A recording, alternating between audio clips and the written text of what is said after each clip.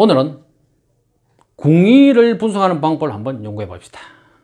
이 방법은 기존 사주 팔자 분석 체계인 객국, 왕세, 용신 등을 전혀 고려하지 않습니다. 오로지 각 궁의의 간지와 궁의 상호 간의 조합을 이룰 때 어떤 의미가 있는지를 분석합니다. 설명을 들으시고 분석 방법이 맞는지 틀린지는 곰곰이 생각해 보시기 바랍니다. 칠판의 사주의 문을 한번 봅시다. 자, 여자 팔자입니다. 신유년 임진을 계묘일에 갑인시 팔자입니다. 자, 이 팔자는요, 동양철학에서 주최한 맹리 100일장에 출제된 사주 예문입니다. 첫 번째 질문이요, 부모궁에는 부모덕이 있는가라는 질문인데 답은 부모덕이 있다입니다. 두 번째 질문은요, 남편궁에는 남편덕이 있는가라는 질문인데 남편덕이 없다가 답입니다. 또 세 번째 질문에서는요, 재물운이 있는가라는 질문인데요, 재물복이 있다고요. 실제적으로 그 당시에 100억대의 재산가였다고 합니다. 네 번째는요, 건강운에 대해서 물었는데요, 이 사람은 수명이 기해대운에 돌아가셨다고 합니다. 다섯 번째 질문은요, 자식궁에 자식덕이 있는가라는 질문이었는데 자식덕이 없다가 답이었습니다. 자, 이 팔자를 한번 보면요, 이 팔자에서 재성이 없죠. 뭐 인중에 병화 이렇게 있는데, 그런데 재성이 없음에도 당시에 100억대의 재산가였다고 하니 이해하기 어렵다는 것이죠. 보통 십신으로서 재성을 재물로 간주하지만 이런 간법은 극히 제한적인 분석 방법이 됩니다. 실전에서 상담을 많이 하신 분들은 아마 공감을 하실 수 있을 겁니다. 이 사주는 재성이 없으니 재물복이 없다고 판단하지만은 100억대의 사주라고 하면은 뭐 시주가 틀렸다고 다시 주장을 하든지 아니면 종객이라 판단해 버립니다. 이제 각 궁의 관계를 한번 살펴봅시다. 자, 연주 궁의에는요, 신유라는 간지가 있습니다. 이 신유 간지는 자신이 좋아하는 간지 조합을 만나면요, 좋은 쓰임으로 되고요, 반대면 나쁘게 작용합니다. 이 신유가 객을 좋거나 나쁘게 하는 그런 간점이 아니라 신유 간지 자체가 좋아하는 식관이나 지지가 존재하면서 이들과 좋은 배합이면 쓰임을 얻고, 또 그렇지 못하면 쓰임이 없거나 나쁘게 작용합니다. 또 신유가 편인이라서 뭐 좋다 나쁘다가 아닙니다. 이 신유 간지는요, 같은 금이라도 갱신과 신유는 그 쓰임이 완전히 틀립니다. 우리가 이 고서에서 이 갱과 신을 종해결합니다.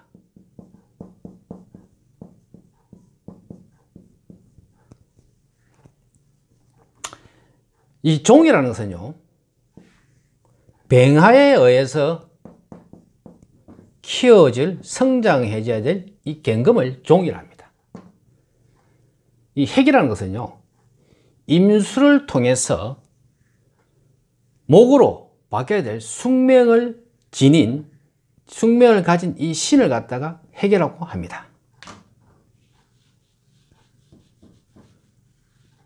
따라서 이 신유 간지는요, 임수나 해수나 상황에 따라서는요, 개수나 자수를 원하게 됩니다. 이렇게 신유 간지가 원하는 것은 수기를 만나서 자신의 시종자를 적절하게 풀어내는 겁니다. 두 개의 사주 예문을 한번 살펴봅시다.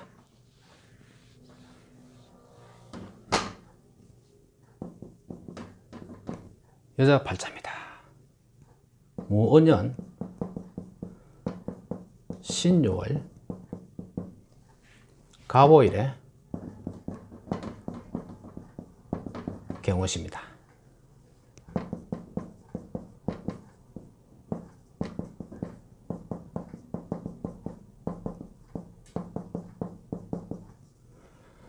자, 이 여자분 팔자를 보니 원국에 수기가 한 개도 없고 하나도 없고요, 또 월주에 신유 간지가 이렇게 있습니다.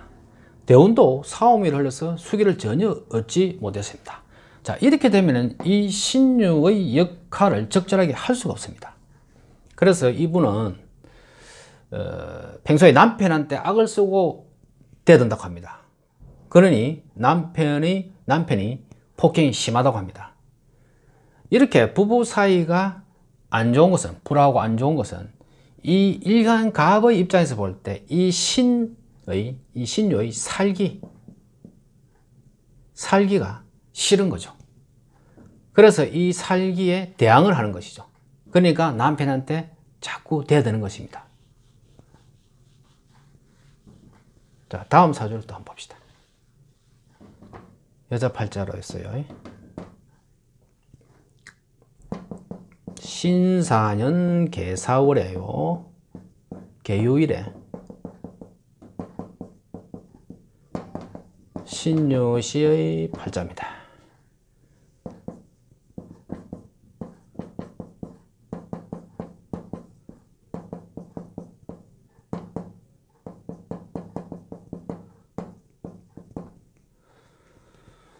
자, 이 여자분 팔자는 연간의 신금도 있고요, 일제유금, 시주의 신유금, 이렇게 금들이 많고 월간의 개수, 일간의 개수가 있어서 이 금들이 수기에 풀어지고요, 또 대운도 금수운을 흘렀네요. 그래서 이 여자분은 대학 교수 남편을 만나서 부부 해로했고, 또 자기 자신도 대학 교수였는데 대학 학장까지 했다고 합니다. 이렇게 수많은 금들이 있는데요, 일주와 월주를 이 금들이 향하게 개수는 신유를 쉽게 취해서 매가 높게 된다는 겁니다. 다시 원래 사주로 돌아와서 한번 다시 봅시다. 이 연주에 이 신유가 있는데, 이 연주에 있는 이 신유가 월주의 임진과 일간의 개수를 만나서 좋은 쓰임이 됩니다. 이 신유는 수기를 좋아하니 임수를 향할 수밖에 없어요. 그래서 이 신유가 이 조부모가 되는데, 이 신유의 조부모님의 마음은 항상 월조 임수로 향해 되어 있죠. 그렇다 보니 이 조부모님의 사랑과 조부모님의 물질적인 혜택이 임진 월주 부모가 받게 되는 것입니다. 자, 다음은요, 월주 궁위를 한번 살펴봅시다. 이 월주 궁위에는요, 임진이라는 간지가 있네요. 이 임진 간지가 좋아하는 천간과 지지 조합을 한번 살펴보죠. 자, 이 임수는요, 이 임수의 쓰임을 알려면 임수의 속성을 알아야 됩니다. 이 임수는 생명수와 같다. 생명수. 그래서 임수는 첫 번째 목을 키워야 되는 것이죠. 두 번째는 시종자 신유금을 품어서 생명체를 세상 밖으로 내놓는 것입니다. 이 사주의 임수는 신유 연주를 얻고 일지의 묘목과 시주의 갑이 목을 얻어서 양쪽에서 목과 금을 동시에 얻어서 존재 가치가 높습니다. 또 월지 진토는 수기가 많이 필요한 시공간이죠. 그런데 임수라는 수기를 얻어서 또 시공간이 좋습니다. 따라서 월주간지 이 임진은 상하 좌우의 좋은 조합을 얻는 그런 기운이 되었습니다. 자, 다음엔 이제 일주 궁위를 한번 세워봅시다. 자, 계묘간지를 한번 세워볼까요? 일주에 계묘간지가 있는데, 이 계묘간지는요, 이 개수가 묘목을 기르는 것이죠. 이 개수란 것은 묘, 진, 사월에 이 목을 키우기 위해서 온기를 올려서 발산 에너지로서 성장을 촉진시키는 그런 기운이 되겠죠. 그래서 이 개수가 쓰임을 얻으려면 목이 반드시 필요한데, 계묘일주로서 이 개수가 목을 만나서 쓰임을 얻은 것이죠. 또 진월의 개수인이 적절한 시공간을 만났고, 또 목을 키워서 사하로 기운을 넘겨주어야 꽃피고 열매를 맺습니다. 따라서 일지에 묘목을 두기에 개수는 쓰임이 좋습니다.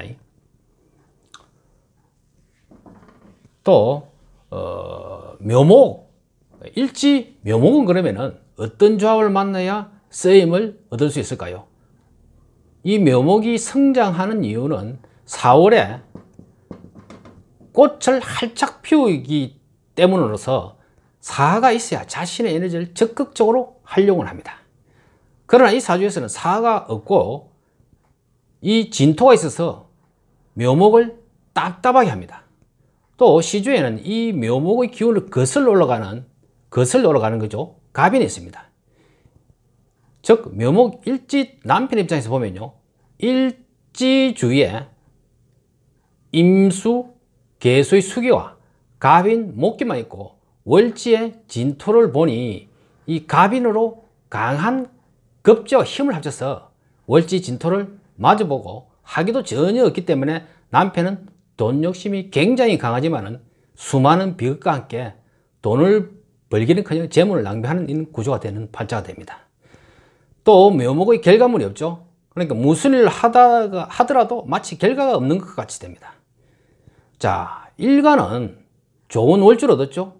임진은 좋은 월주를 얻었고, 또 일지에 묘목이 있으니까 쓰임을 얻었고, 얻어서 좋은데 일간은 요 일지 묘목은요, 남편 자리는, 이 묘목 남편 자리는 가치를 활용하기 어렵게 되어버렸죠. 그래서 남편 복이 없는 사주 구조가 됩니다.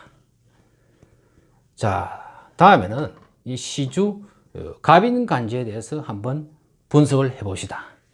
이 갑인간지는 먼저 수기를 얻어서, 즉 임수죠, 뿌리를 내리고 다시 하를 얻어서, 병화를 얻어서 밖으로 성장해야 됩니다.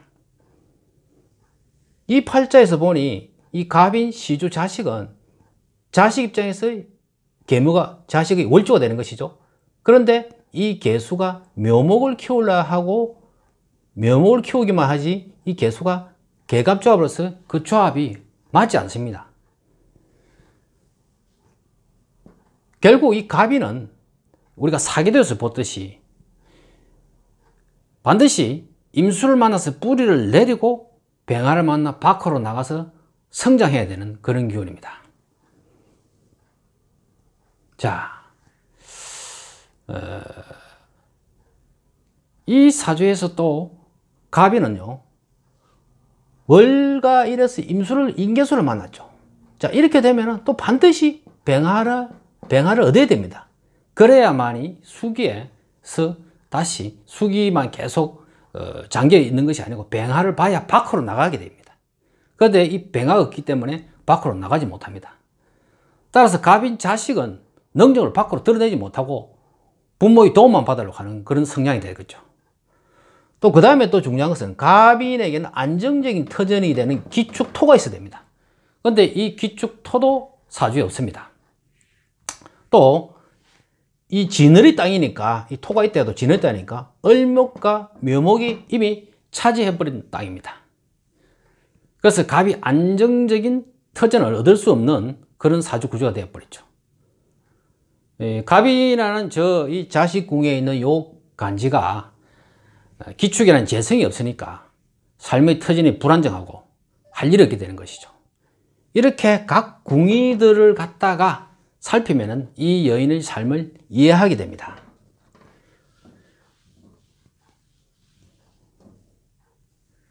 이 팔자에서 이 여인의 삶에서 재물복은 십신의 어떤 재성이라고 생각하면 착각입니다. 보통 연주와 월주는 사람의 인생에서 60 내지 70%의 기운을 차지하게 됩니다. 즉 조상이나 부모의 인연에서 대부분이 결정되고 나머지는 일주와 시주 또 운의 흐름에 따라서 결정이 되는 것이죠. 이 팔자는 영주, 월주, 일주 이렇게 흐름이 쫙 좋게 흘러오고요. 또 대운을 보니까요, 뱅신대운, 정류대운이 있는데 뱅신대운을 만났을 때는요, 을뱅갱조합을 이뤄서 물질을 충분히 크게 만들 수 있는 기운이 되고요. 또 정류대운에서는요, 정신임 조합 등이 일어남으로 해서 물질을 또 다시 크게 이룰 수 있는 그런 구조가 되는 것이죠. 그래서 이 여자분이 재물복이 두터운 팔자가 되는 것입니다.